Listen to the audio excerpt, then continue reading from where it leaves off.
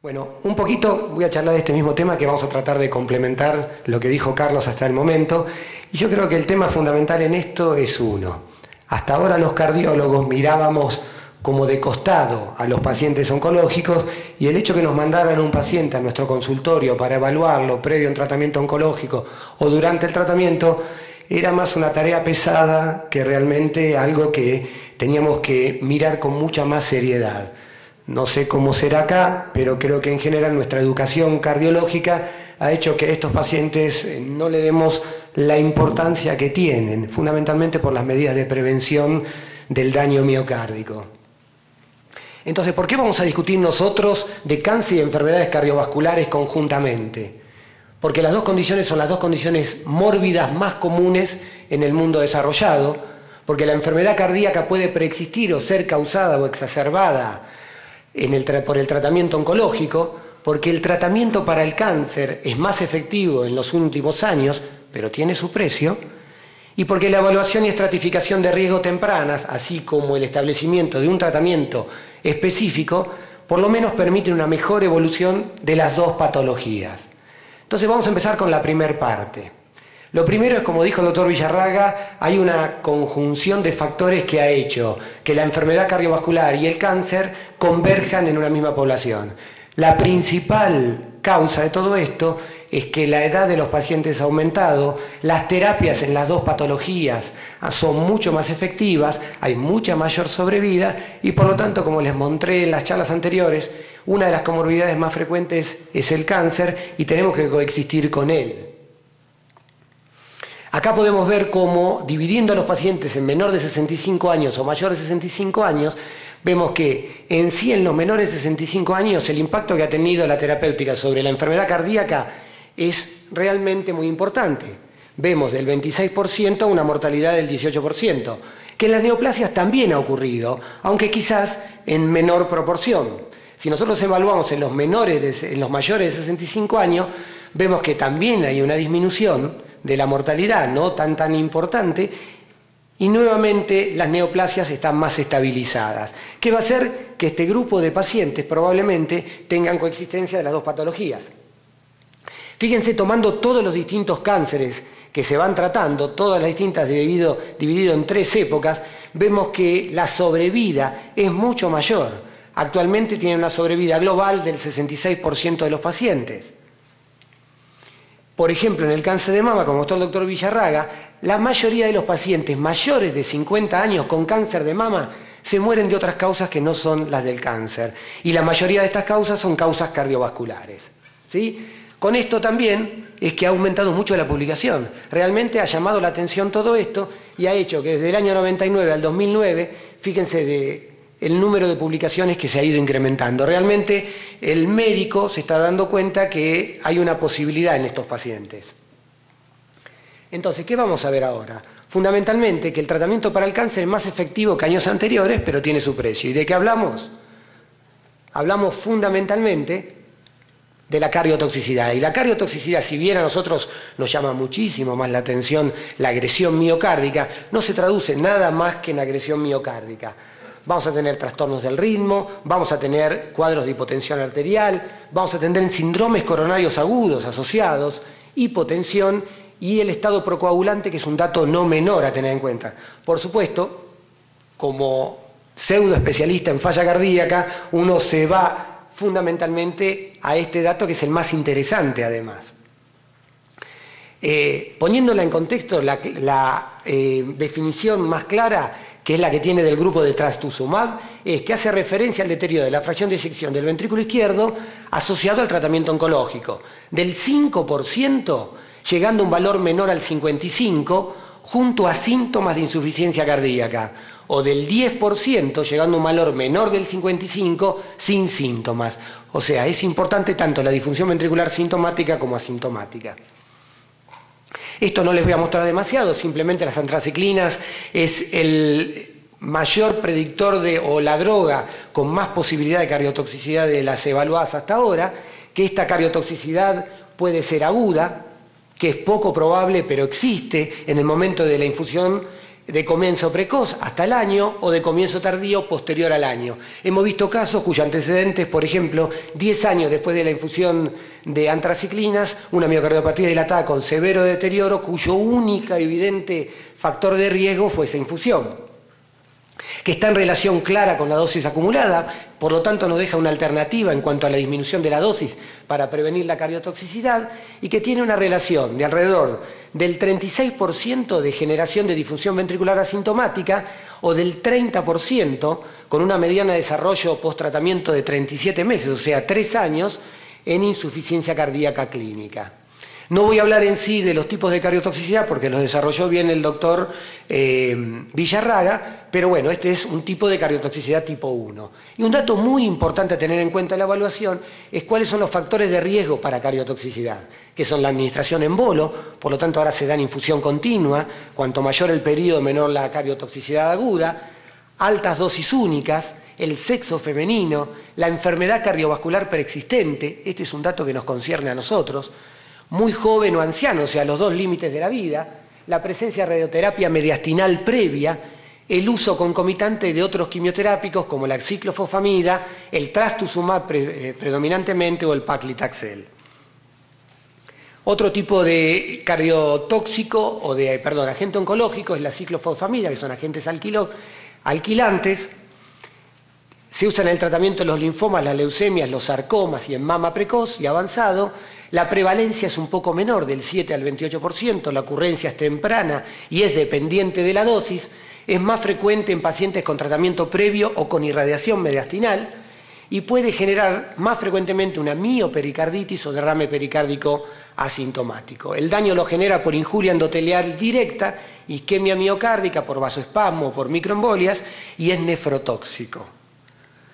El tercero son los agentes anti-ER2, y bueno, estos son el trastuzumab fundamentalmente, tampoco voy a hablar demasiado por la charla previa, y aquellos que actúan sobre los antitironquinasa, como son el lapatimib, desatimib, imatimib, que actúan sobre otra sección del mismo de los factores de crecimiento epidérmicos humanos. Entonces, una vez planteado más o menos en qué contexto estamos, lo primero que uno tiene que plantearse es que el diagnóstico de cáncer genera desinterés en la enfermedad cardiovascular, generando descuidos en la prevención y tratamiento. Que los síntomas de ambas patologías coexisten y confunden. Disnea, fatiga, edemas, coexisten en las dos patologías. Que con el diagnóstico del cáncer aumenta la prevalencia del sedentarismo, al aumentar el sedentarismo aumentan los factores de riesgo, aumenta la probabilidad de enfermedad coronaria, por ejemplo. Y que hay un diferente abordaje terapéutico si el médico primario es cardiólogo o oncólogo. Sería muy útil que no hubiera un médico primario, sino que hubiera una conjunción de ambos. Y de esa manera podríamos tratar mucho mejor a nuestros pacientes. Entonces, ¿ahora a qué nos vamos a referir? A la evaluación y estratificación de riesgo tempranas, así como si hay un establecimiento de un tratamiento específico, si nos permitiría mejorar la evolución de ambas patologías. Este es un gráfico publicado en Lancet en el año 2009 y es un poco lo que plantea el doctor Villarraga. ¿Dónde tenemos que apuntar nosotros? Fundamentalmente acá, en el riesgo basal. Es decir, la susceptibilidad genética de tener enfermedad cardiovascular, los factores de riesgo para enfermedades cardiovasculares preexistentes y los factores asociados que puedan incrementar el riesgo de toxicidad por algún tipo de estos quimioterápicos. Es decir, valorar muy bien al paciente en el momento del inicio. Después tendremos un periodo de toxicidad temprana donde tendremos que suspender la droga si es necesaria o no y emplear el tratamiento específico y un periodo de toxicidad tardía donde lo seguiremos al paciente y trataremos de darle el mejor tratamiento que podamos. ¿Qué es lo más importante? Esto, la detección precoz es la base del tratamiento. Siempre hay que pensar en la evaluación, en la posibilidad de cardiotoxicidad en la evaluación preliminar. Cuando nosotros nos mandan un paciente a evaluar que recibió o va a recibir tratamiento, tenemos que estar pensando que es un paciente que está enfermo, por lo menos para ponerle más atención. La evaluación de los factores de riesgo cardiovascular es fundamental. No olvidarnos que ese paciente no tiene nada más que cáncer, que tiene hipertensión, que tiene dislipidemias, que es sedentario, que es obeso, que tiene antecedentes familiares de enfermedad coronaria y que por lo tanto va a tener un riesgo mucho mayor de padecer un evento adverso con el tratamiento quimioterápico.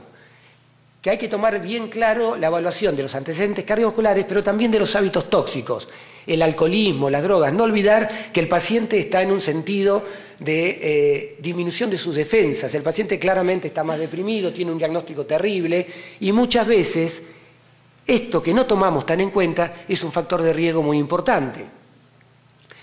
También hay que averiguar bien los antecedentes oncológicos previos, el tipo de cáncer, el tratamiento previo, el uso de la radioterapia mediastinal y, por supuesto, no olvidarnos de un buen examen clínico y un electrocardiograma inicial. Es decir, que primero vamos a preparar un informe cardiológico que va a un poquito a tener todos los datos que yo les pedí anteriormente. Luego vamos a pasar a los estudios complementarios, que serán biomarcadores o técnicas de imagen que nos permitan estratificar el riesgo, para por último determinar las pautas de seguimiento. Los biomarcadores. Uno de los más interesantes, como mostró el doctor Villarraga, claramente son las troponinas. Las troponinas son un marcador de injuria miocárdica precoz, por lo tanto, cualquier elemento que genere una injuria miocárdica va a generar un aumento de las troponinas y esto está comprobado en cualquiera de las patologías evaluadas que tiene un signo pronóstico muy importante. Es decir, si nosotros detectamos troponina y esta se mantiene en el tiempo, hay injuria miocárdica a lo largo del tiempo, independientemente del factor que le haya dado origen. Claramente, troponina alta, signo de riesgo. Probablemente los estudios que están haciendo en la Mayo Clinic nos den un poquitito más la pauta con un algoritmo un poquito más rígido de qué es lo que está pasando. Pero por ahora tenemos este dato. Acá tenemos un trabajo con trastuzumab, la mayoría se habían hecho con antraciclinas, y también con el trastuzumab la presencia de troponina I, en este caso, marca claramente una población de muchísimo más riesgo. ¿Qué pasa con el BNP? El BNP es un marcador también de sobrecarga de volumen o sobrecarga de presión a nivel auricular y ventricular. Cuanto mayor BNP, como mostraron anteriormente, mayor riesgo del paciente, peor pronóstico. Lo que hemos visto que cuando el paciente no tiene daño miocárdico, el nivel de BNP se mantiene siempre por niveles bajos, independiente de la dosis del quimioterápico que se le da. Mientras que cuando hay daño miocárdico, el nivel de BNP crece francamente, o sea, nos sirve de alguna manera para también establecer riesgo. Pero ¿qué pasa? Fíjense, nuevamente, estos son todos los estudios que se han hecho con BNP. Yo no me voy a poner a explicarles cada uno, porque me van a echar, pero fundamentalmente entender que todos los estudios que se han hecho son pequeños. Todos no tienen el mismo tipo de algoritmo diagnóstico ni el mismo tipo de seguimiento. Por lo tanto, por ahora, si bien realmente uno piensa que es uno de los elementos más útiles, hay muchas limitaciones. Pequeño número de pacientes, diferentes tumores en diferentes estadios, con drogas diferentes, diferentes péptidos evaluados, vidas medias distintas, tiempo de toma de muestras muy heterogéneos, endpoints cardiovasculares no están estandarizados, al igual que los periodos de seguimiento. Entonces, si bien continúa siendo una atractiva alternativa en la estratificación de riesgo de cardiotoxicidad, todavía no podemos definir claramente su utilidad. Otros biomarcadores son los marcadores de injuria e isquemia, como el ácido graso de la unión de proteínas, la enzima de glicógeno fosforilasa, en estudios pequeños han sido evaluados, marcadores inflamatorios como la interleuquina 6 o marcadores de daño endotelial. Todos en este momento en etapa de estudio fundamentalmente. ¿Cuáles son las técnicas de imágenes? Primero y principal, tener en cuenta algunas cosas. Las alteraciones de la función diastólica preceden a la caída de la fracción de eyección. Hay reducción significativa del cociente EA, hay prolongación del tiempo de desaceleración y relajación ventricular previos a la caída de fracción de eyección. Por lo tanto, es muy importante tener en cuenta estos datos. Segundo, las alteraciones que se producen en la pared ventricular son de tipo segmentario, alteran la geometría ventricular. Entonces, tenemos que valorar bien la función diastólica y tenemos que tener métodos que nos permitan valorar bien la geometría ventricular y evaluar la fracción de eyección a partir de esa alteración de la función de la geometría ventricular. El aumento de los volúmenes ventriculares y la caída de la fracción de eyección se producen más tardíamente que estos. Las opciones de tratamiento oncológico se basan en la determinación más exacta de la fracción de eyección. Los métodos más utilizados, o como gol estándar, está la determinación de fracción de eyección por cámara gamma, baja variabilidad inter e intraobservador, la limitación en la exposición a la radiación y poca información acerca de las estructuras cardíacas, la resonancia magnética yo creo que es muy importante, pero es costo efectiva realmente y la podemos tener casi bedside al paciente, es bastante difícil. Lo interesante de esto, es que detecta el edema miocárdico como marcador de injuria miocárdica aguda. O sea, es un marcador temprano de lesión. Y acá sí que no me voy a meter mucho. Tenemos las distintas técnicas de ecocardiografía, como mostró el doctor. El ecocardiograma bidimensional, el Doppler tisular, que nos va a permitir caracterizar mejor la función diastólica, el ecocardiograma con contraste endovenoso, que nos va a permitir delimitar mejor el endocardio y la función ventricular de este paciente, el ecocardiograma tridimensional, que nos va a permitir un poquitito mejor determinar las características de ese ventrículo, porque de alguna manera nos va a permitir diferenciar lo que se llama el vértice verdadero. El ecocardiograma con estrés con dobutamina, tratando de evaluar lo que es la reserva contráctil de los pacientes. El strain basal, método del doctor Villarraga, claramente, por lo cual tampoco voy a opinar demasiado, pero creo que es uno de los métodos más efectivos de determinar. Yo creo que los métodos ecocardiográficos realmente van a terminar siendo el gol estándar. Cada vez vamos a poder hacerlos mejor. Creo que todavía la gran limitación que tiene es la variabilidad interobservador. Todavía no hay en un lugar, en un sitio de trabajo, varios observadores que trabajen de la misma manera. A menos que confluyan todos los estudios en un mismo observador y que éste pueda, de alguna manera, abarcar todo el seguimiento de estos pacientes, todavía el eco tiene esa limitación, a pesar que el cálculo de fracción de eyección, la probabilidad de detección de alteraciones segmentarias y la probabilidad de detección de anormalidades diastólicas tempranas nos da una ventaja que no tiene el resto de los métodos, además probablemente del costo. ¿Cuáles son las estrategias de cardioprotección? Bueno, ¿cuáles son? Fundamentalmente, si hay un daño miocárdico, tratarlo o prevenirlo. Si nosotros pensamos que este paciente tiene riesgo de enfermedad cardiovascular, riesgo de daño miocárdico, tratar de exponerlo lo antes posible a aquellos tratamientos que van a inhibir el eje renina-angiotensina-aldosterona, es decir, betabloqueantes, inhibidores de la enzima convertidora. Y acá tenemos, por ejemplo, trabajos hechos con carvedilol, donde claramente el carvedilol muestra que previene el deterioro de la función ventricular. Acá está previo al tratamiento, posterior al tratamiento, el paciente cae francamente la fracción de eyección. Con el tratamiento para la insuficiencia cardíaca mejora la fracción de eyección, y con este tratamiento, si lo seguimos a lo largo del tiempo, la fracción de eyección tiene una caída leve, pero se mantiene. El otro dato interesante es también el carvedilol, fíjense en estos dos grupos, con adriamicina, donde vamos a ver en el grupo carvedilol, claramente como la fracción de eyección se mantiene cuando lo tratamos lo más precozmente posible, y en el grupo control como ya hay una caída franca. También lo mismo pasa con los inhibidores de la enzima convertidora. Si nosotros tratamos rápidamente al paciente, va a tener una disminución del remodelamiento geométrico del ventrículo, va a haber una mejoría de la función ventricular del mismo. Acá vemos tratamiento con enalapril, cómo se mantiene basalmente en el momento de la randomización, y a los 12 meses el tratamiento ha mantenido la fracción de eyección, mientras que en el grupo control, donde no se le dio enalapril, la caída de la fracción de eyección es significativamente importante. Bueno, esto es parte de lo mismo. Y una cosa bastante interesante ahora sería tratar a los pacientes con células progenitoras. Es decir, al paciente que va a ir a un tratamiento quimioterápico, hacerle una extracción de sus células, ponerlas a cultivar, y posterior a eso, cuando el paciente ya recibió el tratamiento quimioterápico, el paciente ya puede desarrollar daño por cardiotoxicidad, infundirle esas células. Y lo que se ha visto es que en pequeños grupos de pacientes, que la infusión de estas células genera claramente una preservación de los volúmenes de fin de sístole y fin de diástole, y una preservación de la fracción de eyección. Y que esto tiene un impacto claro en la mortalidad de los pacientes. Es decir, volver a reinfundirle sus células que han sido preparadas, con las cuales va a generar un mecanismo de reparación a nivel miocárdico, en pequeños grupos de pacientes, vuelvo a decirlo, y en forma muy preliminar, tendrían una alternativa de tratamiento. Bueno, como para terminar, ¿qué haríamos con los pacientes que tienen toxicidad?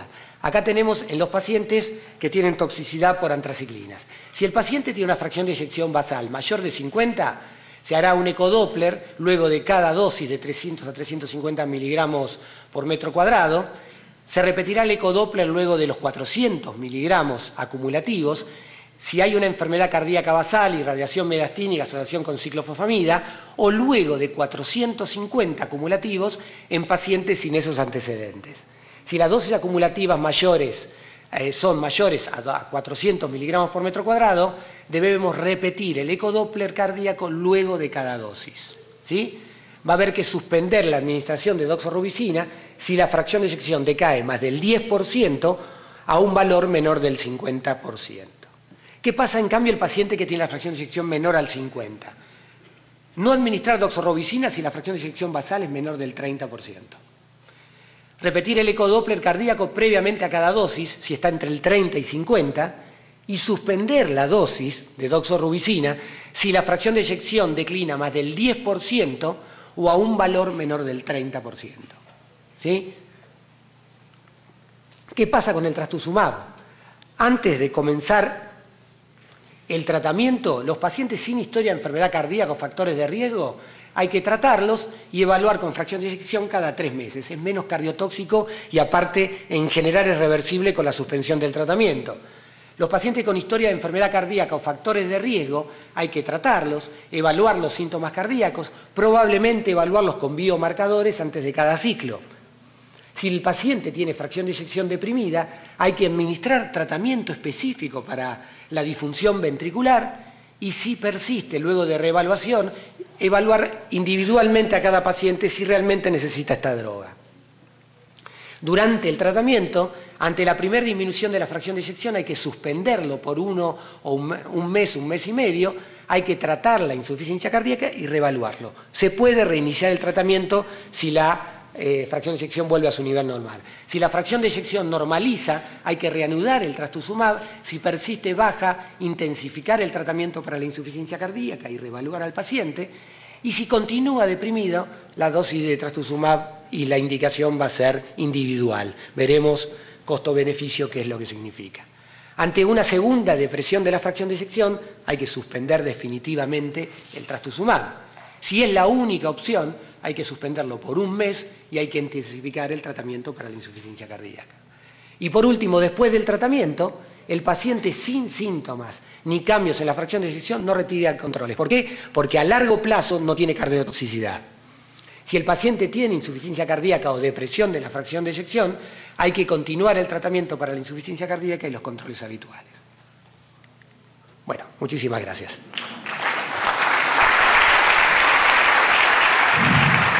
Muchas gracias, doctor Fernández, por su excelente exposición. Preguntas del auditorio, por favor.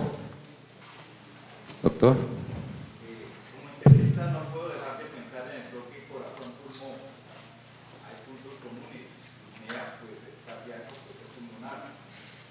Los eventos como el tabaquismo pueden afectar a las fundaciones. Realmente uno esperaría también toxicidad pulmonar. ¿Sigue la toxicidad pulmonar afectar la parte cardíaca también? La realidad de todo esto es que no hay estudios que yo conozca que afecten al pulmón, claramente. Yo supongo que la radioterapia mediastinal, un poco lo que dijo el doctor, en este momento es tan abocada al sitio y hay tanta protección que lo que se veía antes, que era fibrosis fundamentalmente, algún tipo de intersticiopatía, actualmente casi no se ven. En cuanto a las drogas, realmente a mí se me escapa que estas drogas en sí generen toxicidad pulmonar per se. Sí, lo que es la radioterapia, pero disminuida mucho. Ahora, no cabe la menor duda que la enfermedad pulmonar ocupa un sitial en lo que es las comorbilidades y que claramente va a afectar al corazón de alguna manera u otra, ¿no? Así que creo que igual hay que cuidarlo esto.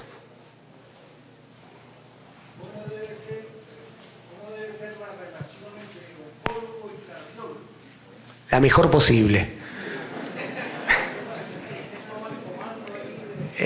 Yo creo que el comando, sinceramente, en este caso, los cardiólogos nos hemos metido en un montón de líos. Los diabetólogos nos están corriendo por los pasillos porque dicen que nos estamos metiendo con la diabetes.